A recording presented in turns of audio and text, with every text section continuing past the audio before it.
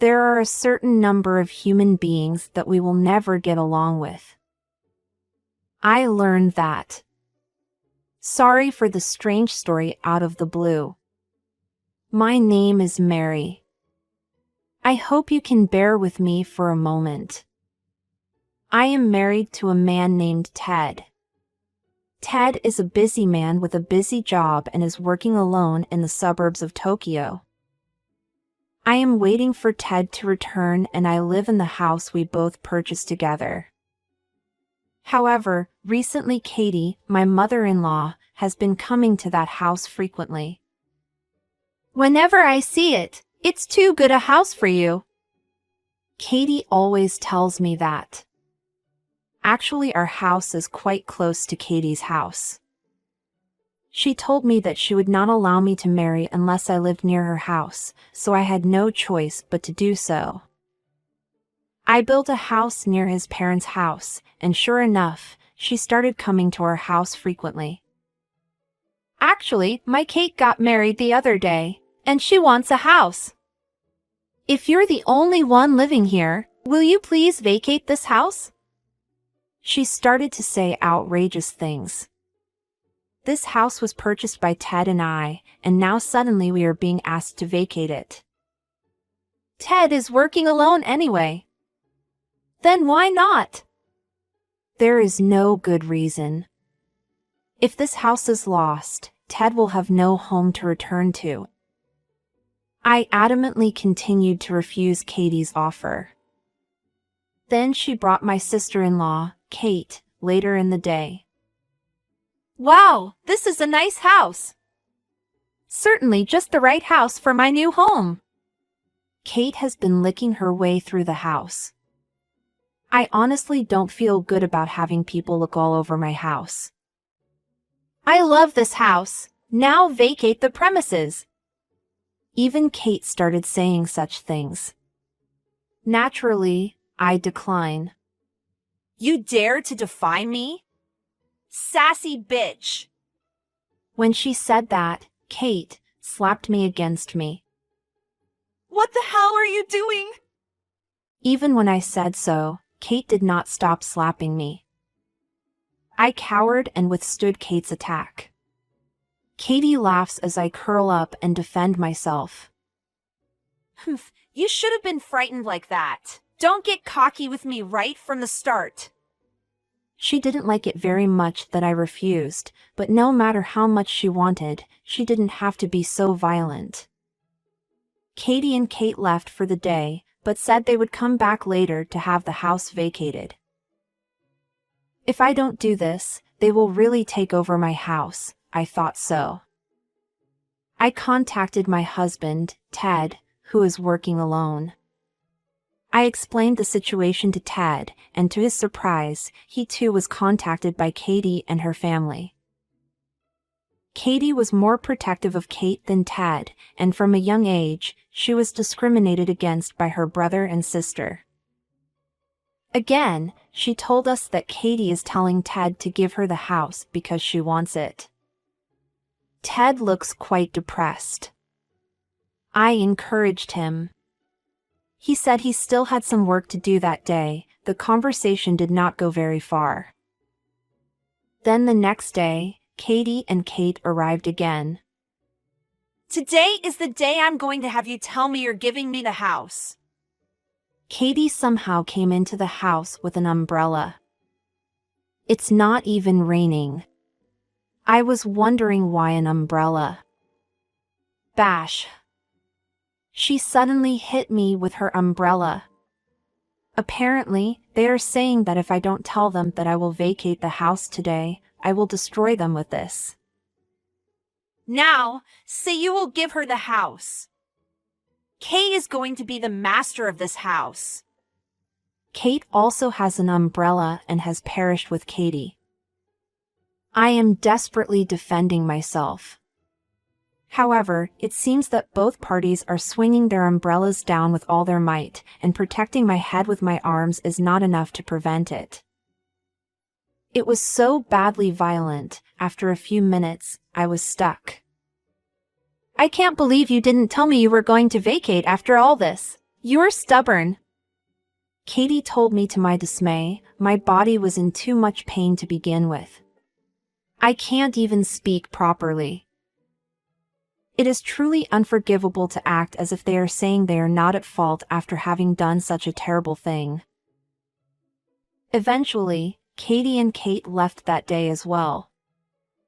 But now they went on to threaten that they might break bones, etc. If I don't, they may do something life-threatening to me. I was filled with fear at the thought of it. I immediately called Ted and told him about my day.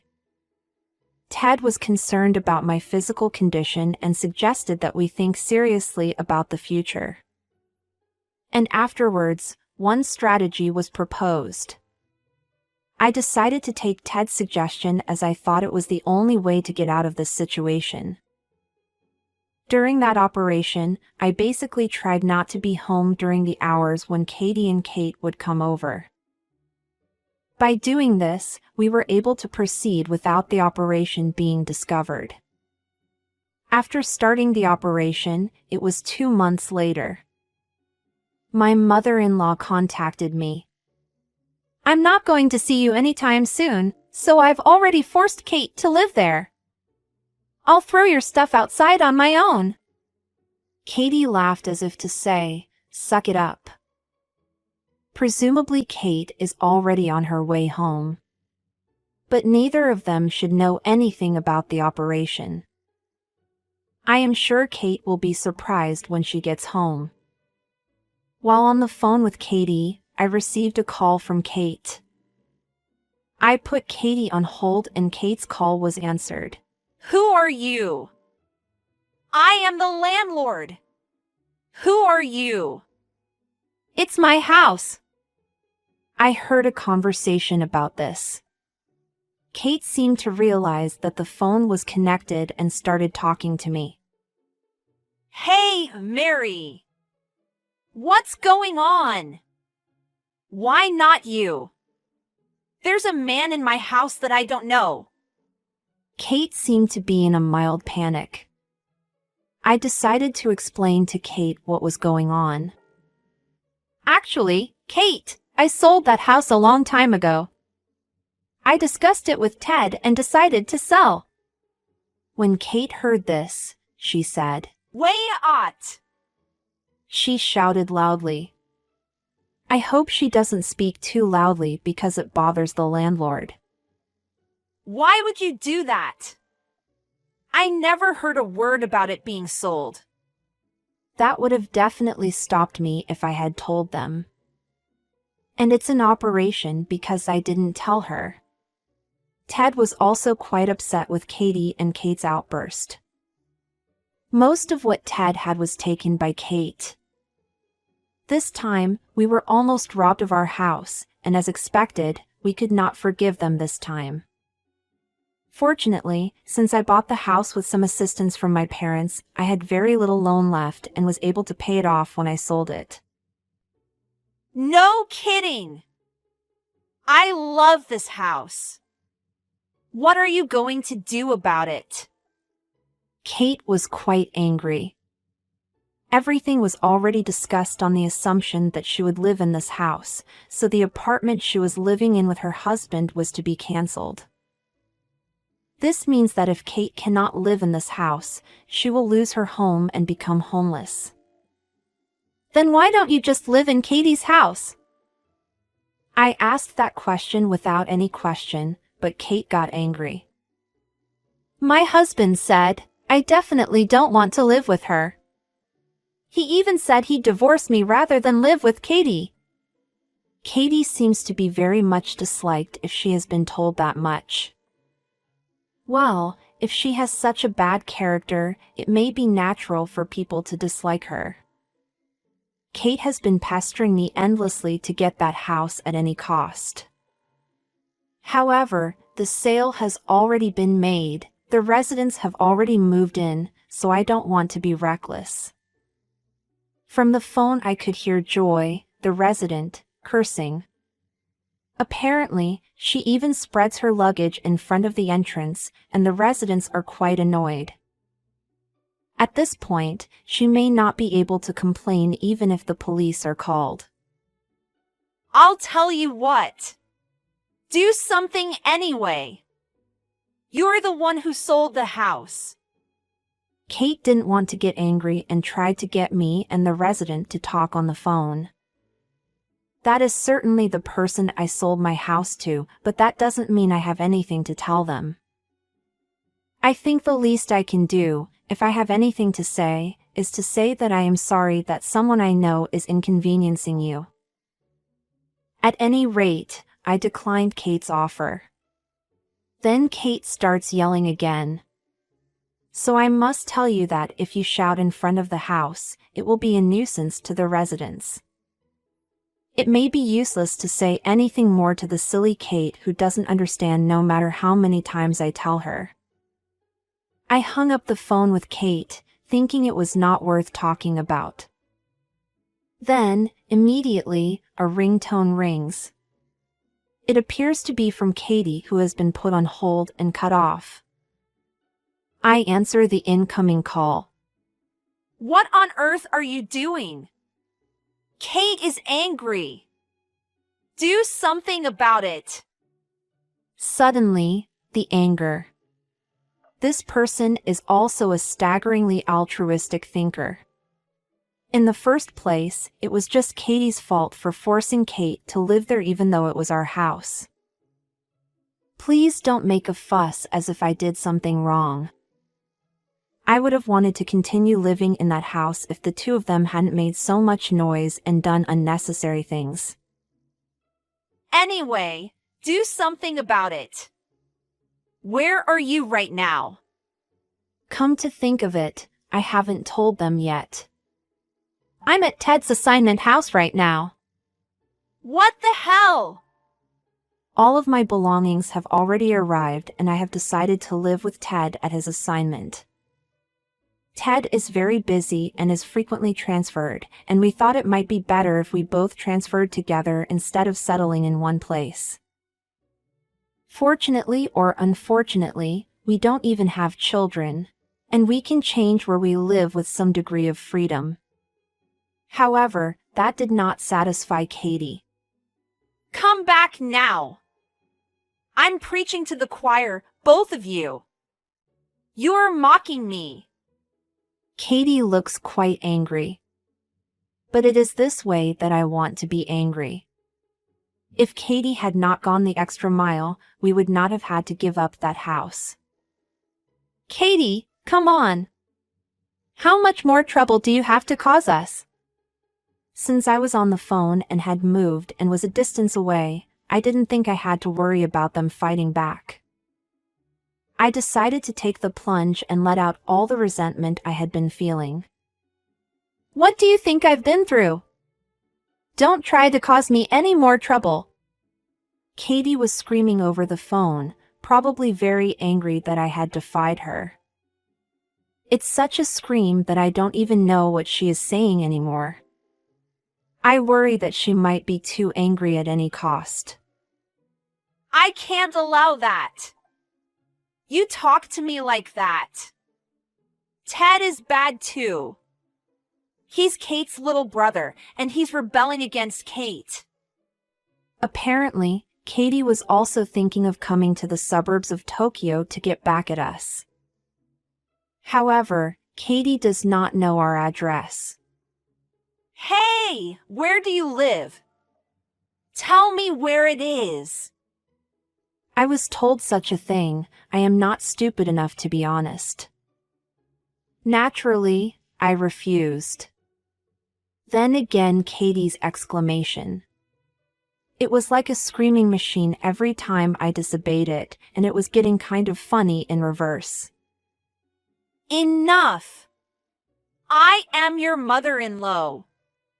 How can a wife disobey her mother-in-law?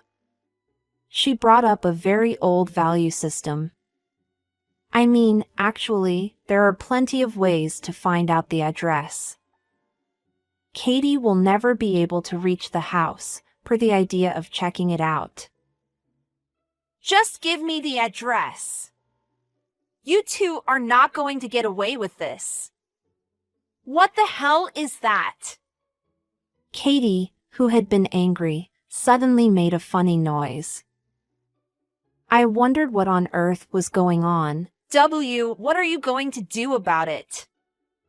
It's your fault, isn't it? She cried out. When I asked what they were talking about, they told me that Kate had apparently been taken away by the police. It seems that she was forever persistently threatening Joy to leave the house, and Joy called the police when he couldn't take it anymore. Well, of course it will. She can't calmly assess the situation, and she truly believes that she can do something about it if she just struggles with it. It seems that she has inherited this from her mother. They will finally cool down when they are taken away by the police. My precious Kate! I won't allow it, you people. Here again, the blame shifting. No matter how you look at it, it was Kate's fault for making noise in front of someone else's house forever. To my dismay, Ted came home from work. When I told him I was on the phone with Katie, Ted took over the phone. Mother, all this time I've lived in fear of you. But that's over now. I don't listen to you anymore. If you come to my house without my permission, I'm calling the police. Ted also seems to have grown out of this incident. I can't believe that he dared to go that far with Katie, who has been abusing him. Ted returned the call to me saying that I had said all I wanted to say. Katie on the phone screaming again. She is too unaccustomed to being hit back anyway. Don't you think for a minute that if you do something terrible, there is a possibility that they will fight back? Katie, just give it up already. Kate has been brought in, too. Even if you do something to me, that would just be recrimination. Even so, Katie just kept getting angrier and angrier. It was like an animal that had forgotten the purpose of being angry. It is out of control. Katie, can I hang up now? No more constructive conversation. I don't think there's anything I can do. Having said that, Katie does not listen to me at all. Don't speak for me. Mother-in-law is absolute. A wife who defies her mother-in-law shouldn't exist. If they are this messed up, I have an idea. Katie, I've said this many times. We have no intention of associating with you any longer. Don't contact me. I continued to make remarks that deliberately upset Katie's nerves. Naturally, when Katie heard this, she was furious. She cursed me. There was a tremendous amount of abuse, and if I had listened to it properly, it would have broken my heart. But it was my goal to make her say it. Katie, all the ranting you've been doing, I have it all recorded. I said, and Katie snapped out of her tirade and became impatient. You said, recorded? What the hell are you doing? It's Katie's fault for spouting off, isn't it? Slander is also a crime. If I let my lawyer hear this, I'm sure they'll be able to claim some sort of fee or fine. When I said this, Katie cried and apologized. I'm sorry. I'm just a little bit mad. Please, don't call a lawyer and the police. Hey! Katie was so insistent on apologizing that I nailed her to never get involved with me and Ted again. I decided to forgive her. Katie promised to do so and never called again. In fact, it was an outright lie that I was recording, and it was a strategy to get Katie to back down. Since Katie does not even know how to look up an address, I was expecting her to fall for such a simple operation, and she did. Now there is finally peace in my and Ted's life. Kate was taken in by the police and then paid a fine to the resident. After losing their home, Kate and her husband moved in with Katie, but within a few days her husband told her he was divorcing her and Kate had to leave him. In addition, I heard that Kate was very abusive to her husband and had to pay a fine for insulting him. Katie and Kate both completely lost their money. They were once on each other's side, but now they hate each other. I am told that the house is in a constant state of acrimonious mode. Well, that's what they deserved. I hope they accept it and live with it. Ted then completed his assignment and returned to headquarters, but a few months later he was transferred back to a distant location. As he became busier and busier and was transferred more and more, we realized that it would be more convenient for him and me to be posted together without having to decide on a permanent place of residence.